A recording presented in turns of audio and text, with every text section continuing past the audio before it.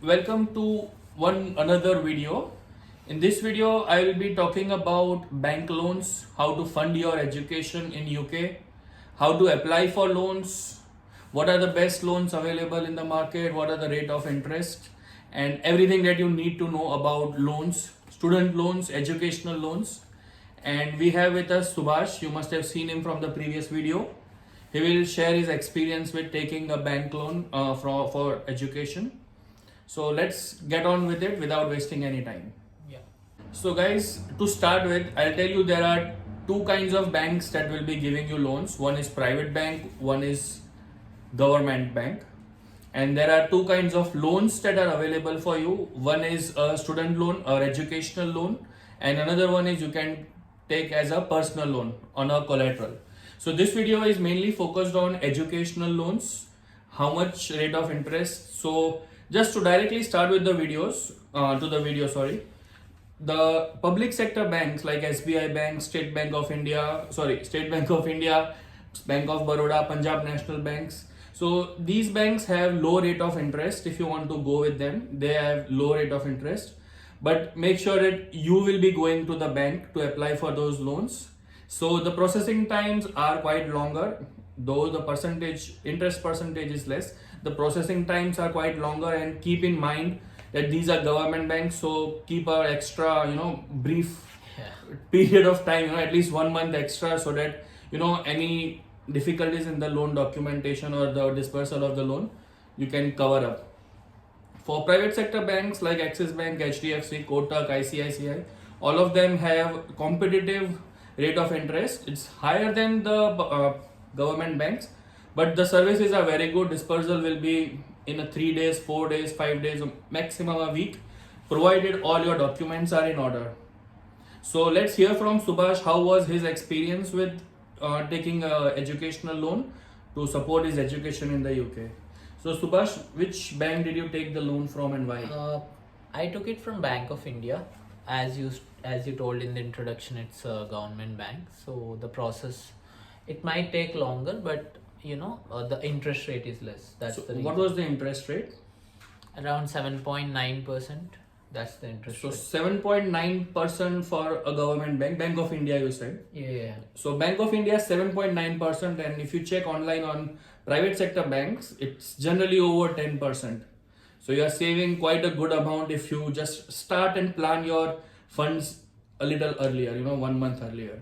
So Yeah. how was your experience with taking the loan? How long did it take from your day one application to the dispersal?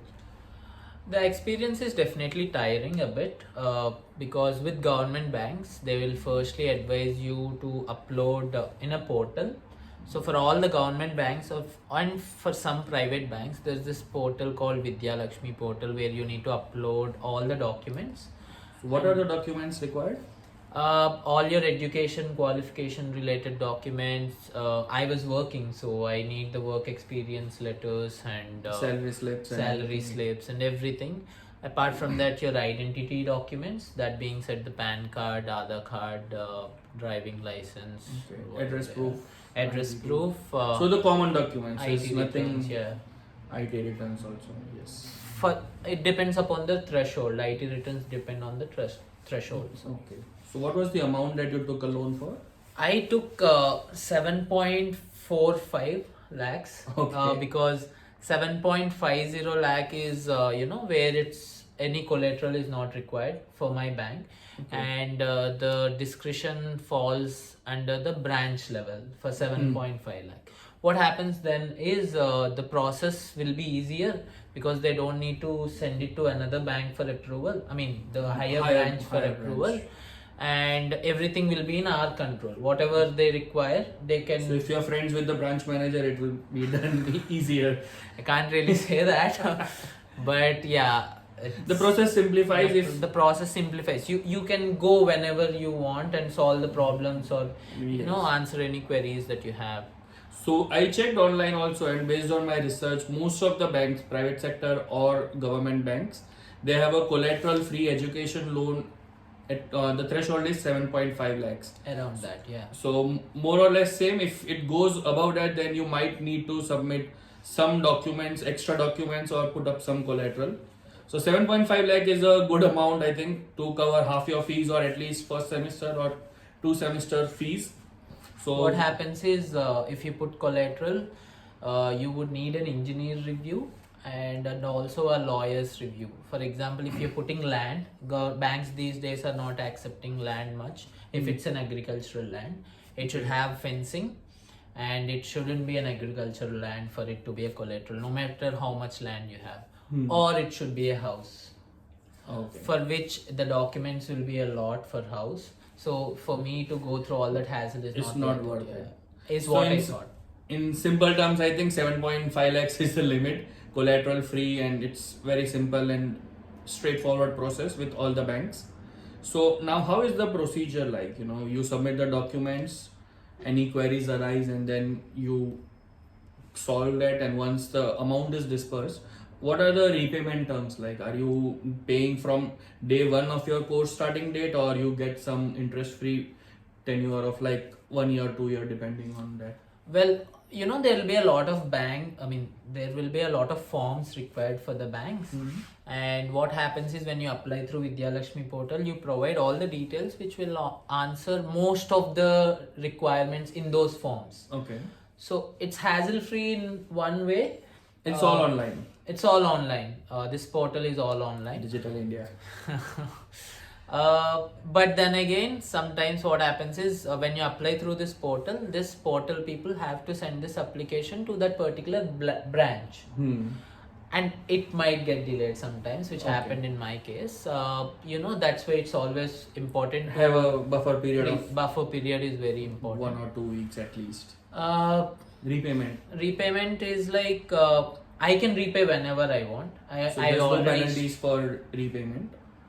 Like if you are missing the repayment. No, not missing a repayment. You want to close the bank the loan early. You are earning a lot here. No, they didn't mention much. I already paid some payment. I already did in the past. There was no month. penalties. with They didn't take any penalty. I just put money in that bank account and I wrote a mail. Please take this money with respect to that So particular since loan. students are earning more than required, you can say here, with part-time jobs and everything else, so it's always easy to pay back the loan before your interest period starts. So what I came across is your interest payment starts after your course for some of the banks. Some of the banks it's different, some of the banks it's all varies. So if your interest repayment starts say after 1 year after your course ends, like in some cases, so you can repay that amount before the period starts, so you don't have to pay any interest. So basically it's an interest free amount of 7.5 lakhs which you can repay in 3 years time if your course is 2 years and 1 year extra that they give. So it's very easy to pay 7.5 lakhs repay, and you should go for this. Yeah, for me the time span they gave is 15 years. 15 years is for repayment, no? Yeah, for repayment. No, I am talking about interest free. Interest free repayment is your course length plus 1 year or your employment, whichever is earlier. So if you finish your course in 12 months and your employment starts on 14th month, your interest free period will be 14 months.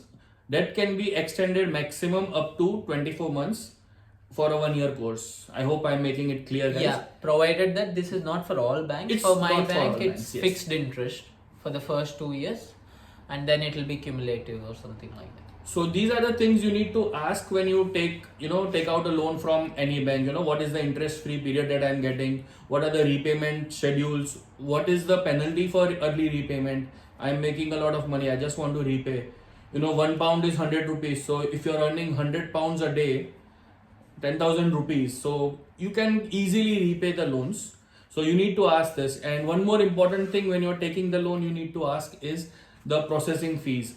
Because all the banks, they will start with say 1% of the loan amount or 10,000 rupees, whichever is minimum or maximum, and then they go on with that. So you need to bargain with the person you are taking the loan from and make sure that you are not paying any processing fees. Most of the banks will waive off the processing fees, that is say 7,500 or 10,000 rupees depending on your amount, but they will easily waive it off.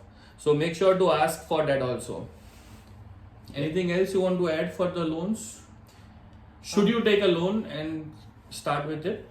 Yeah, I think it's a good instrument, good financial instrument, because the burden of immediate payment will not be there.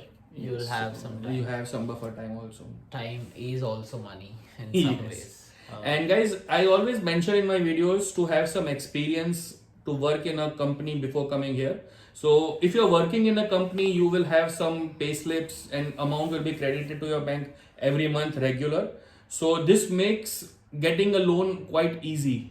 You know, the process for an employee to get a loan is very easy. And once you get the loan, you are finally coming here. You can, anyways, you will quit your job, but that will not affect your loan. So this is one more key reason to work before coming here. Yeah. Gain some experience and make your loan process easier. If I can put some words here, my PF money accounted to for around 1,80,000, which I am able to withdraw at least 70% of the part thanks to COVID. And apart from that, I took it on my credit score. Okay. And I worked for 3 years with credit cards and all. So my score was good. But if you take it on your father's credit score, some of the parents don't have a very good credit score. Some don't have PAN cards.